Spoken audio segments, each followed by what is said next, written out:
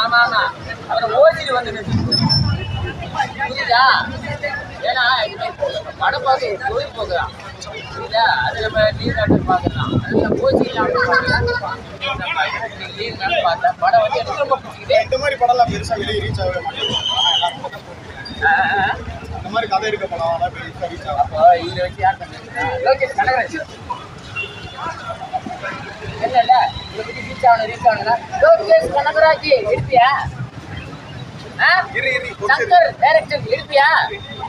நான் சொல்றதுக்கு நீங்க எடுப்பீங்களா? சிபிஐ வச்சு எடுப்பீங்களா? நான் சொல்றது நீங்க ஒரு மாபியா கேங்குன்னு எங்களுக்கு தெரியும். நீங்க யாரை வச்சா லாபம் சம்பாதிப்பீங்க எங்களுக்கு தெரியும். நீங்க சொல்றது இது மாதிரி குட்டி குட்டி ஒரு கேம் சப்ஜெக்ட்லாம் வச்சு சிபிஐ வச்சுன்னு சொல்லு லோகேஷ் கனகராஜ் நான் உன்னை இன்வெஸ்ட் பண்றேன். அதுதான் தரம் ஒண்ணு தாரம் ஒண்ணு தராதாரம் ஒண்ணு.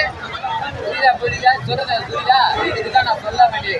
எனக்கு பயம்லாம் கிடையாது. எம்ஜிஆர் காலத்துல படம் பார்க்கிறேன்.